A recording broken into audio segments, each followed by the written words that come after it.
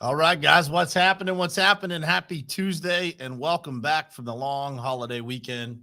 Today is Tuesday, July 5th, 2022.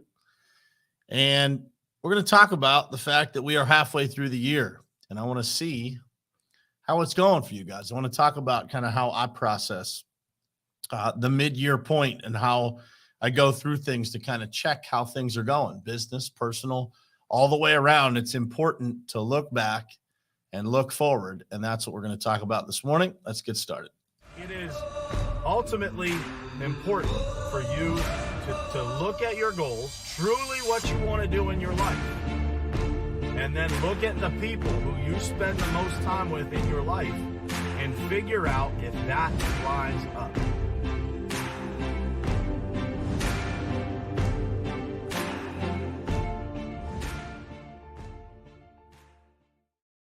All right, what's happening, folks? Happy Tuesday. I hope you guys had an amazing holiday weekend. I most definitely did.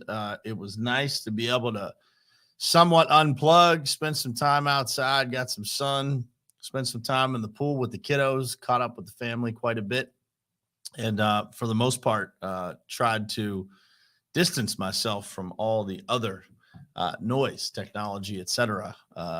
Just minimize that as much as possible. So this morning I want to talk about, it's halfway through 2022. These months and years seem to clip by faster and faster as I get older here. And I want to talk about, just the perspective of time, the perspective of looking back and looking forward when it comes to, just a halfway point in the year. This same thing can apply for kind of a monthly review of, everything, right? Just how are you doing? How are you doing compared to the goals that you have set? Are you checking the boxes that you need to check? And, this weekend I took some time to do that. I took some time to look back at the last 6 months and really review the goals that, I set in place in the beginning of 2022. And the goals that our team had in place for 2022. And I think it's super important, guys, to just, check yourself. How's it going, right? How's it going? And then what do we have to do to adjust on those things that maybe aren't, performing as well as some of the others? That's a natural thing to not have everything going exceptionally well, right? So I want to talk about, just how I do that.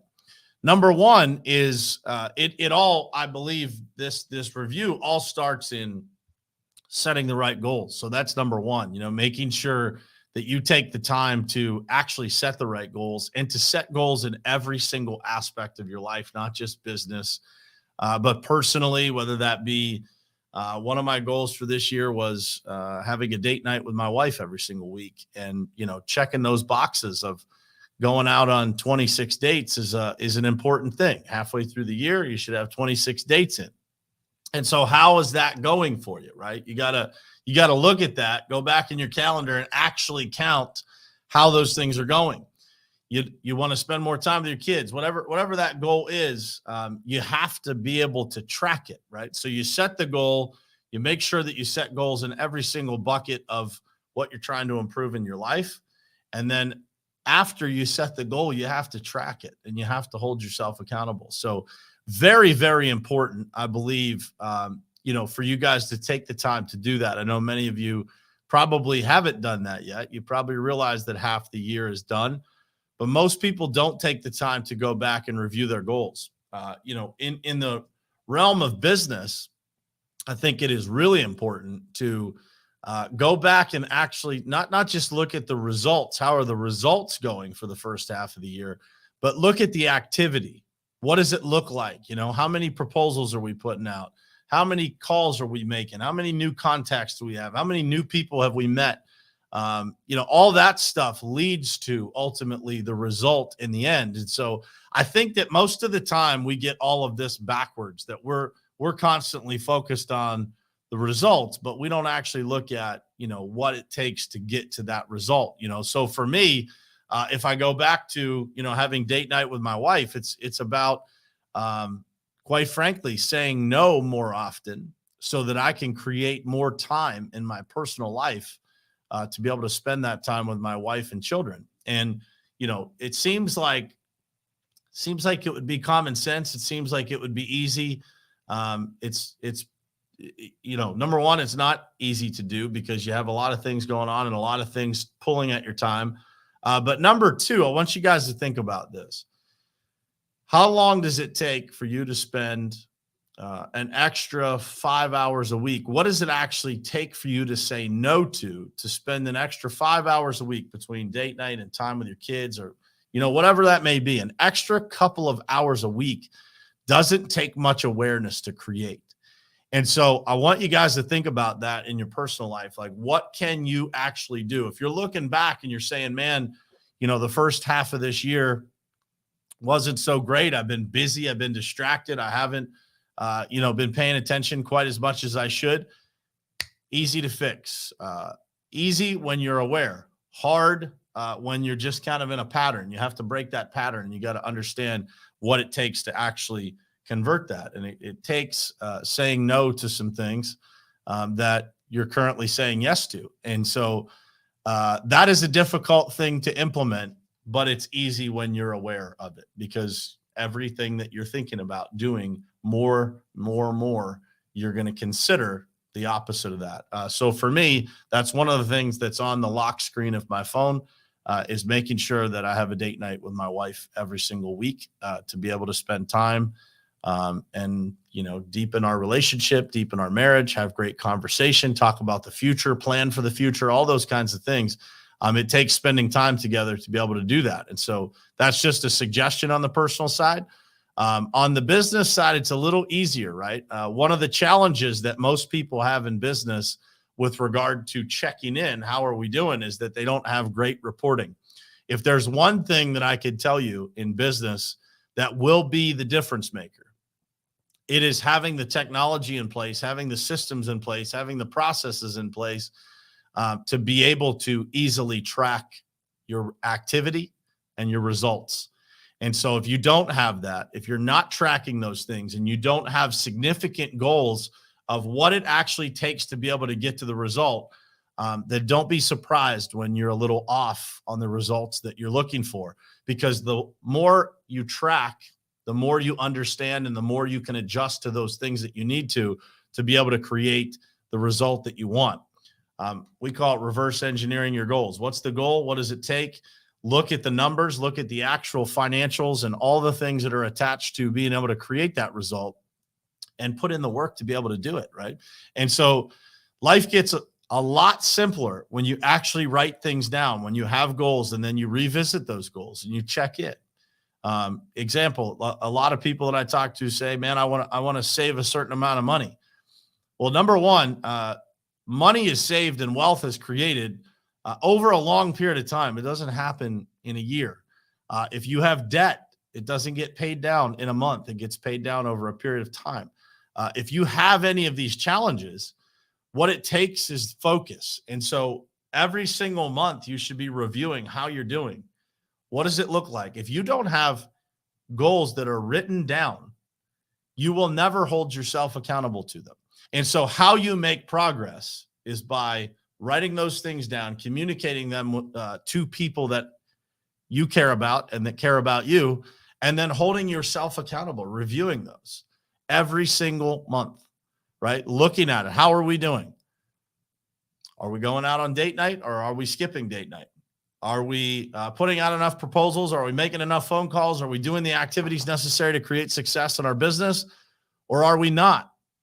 And then if you're not doing it, what are the things that are in the way? And most of the time, going back to the same thing that I just said, most of the time, if you're not hitting your goals, it's the result of not saying no enough times to things that aren't serving you, to things that aren't getting you closer to those goals. I cannot stress this enough, guys. The ability to look back, figure out where you're at, and then analyze, number one, if you're hitting your goals, how much more can you do? If you're not hitting your goals, what are the things that are keeping you from doing it? And most of the time, it is discipline and time that's restricting you from getting where you're going, and not being in enough of a hurry. I get that comment a lot. Like, man, you always seem like you're in such a hurry. Why are you in such a hurry? Man, we don't have as much time as you think. Time is precious, right? And so we have to spend it in those areas that are either serving us immediately or serving us significantly in the long term. And so when you look back and you look forward on this year, when you look back at the last 6 months, think about those things that are serving you and aren't serving you. Make a list, write it all down, make a list of those things that are taking your time, that aren't getting you closer to where you want to be. And then make a list of those things that have created great results for you in different areas of your life. I want to go back and talk about goals, because I think that, most of the time for a lot of you, if you haven't set very specific goals, you're going to struggle doing this. You're going to look and say, like, man, the last 6 months, I can't really measure. I don't really know. I have a gut feeling that things went well, or things, are a little scattered.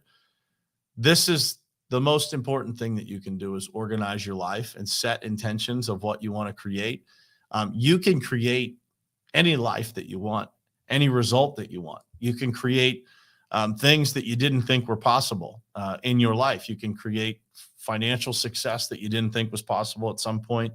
You can create personal success in you can have a completely different marriage in 3 months if you just pour into it, right? And you just set intentions. What does it take to actually do this? What are the actions that I have to take? It doesn't matter if it's leaving notes, sending flowers, going on date night, whatever it is, you have to be intentional about doing it. One of the greatest compliments that I got from my wife recently was, she thought I had automated delivery set up for flowers. And I said, no, babe, no automated delivery. But that is something intentional that I think about all the time. How can I make her feel special? How can I create space in my schedule to be able to do things, whether that's going and getting something that she wants or needs, or whatever it is.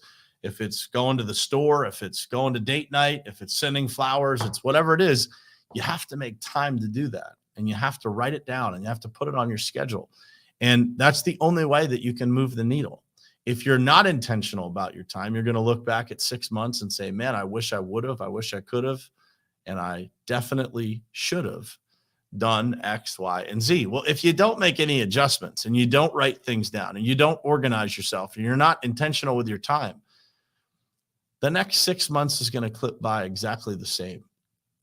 And what a shame to waste that kind of time that can make a difference in your life, that can make your marriage better, that can make your business better, that can get some money in your bank account that you desperately might need. And so you are in control. As I listen to people, I try in my older age here to do more listening than I've ever done in my life. And as I listen to people, there's so many people that don't understand what it takes to actually get there. The language that you use, the things that you say, how you look at things, it really matters. I posted this on my Instagram story last night, so you guys could see it probably on my Facebook story as well. There was a quote from Steve Harvey. It was a Twitter post, I believe, from Steve Harvey. I screenshotted it and shared it. It said, excuses make today easy, but tomorrow hard. Discipline makes today hard, but tomorrow easy. I want you guys to think about that for a minute, because I hear a lot of people make excuses. I don't have time. I have this. I have that. You don't understand what I've been through. My circumstances are different. They're not different. I just shared this with somebody last night that was over at the house. I said, I talk to a lot of people, and I get the opportunity to have pretty deep conversations with a lot of people, and they share their challenges. They share the things that they've been through in their life. And almost everybody, and in fact, I would argue everybody has been through something significant in their life that could have knocked them down, that could have set them back, that could have wasted years of their life if they chose to live in that circumstance for too long.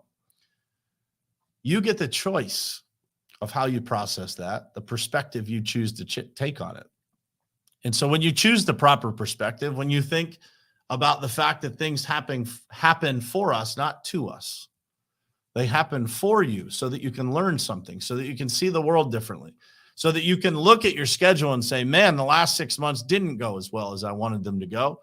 The next 6 months are going to be different because I learned something.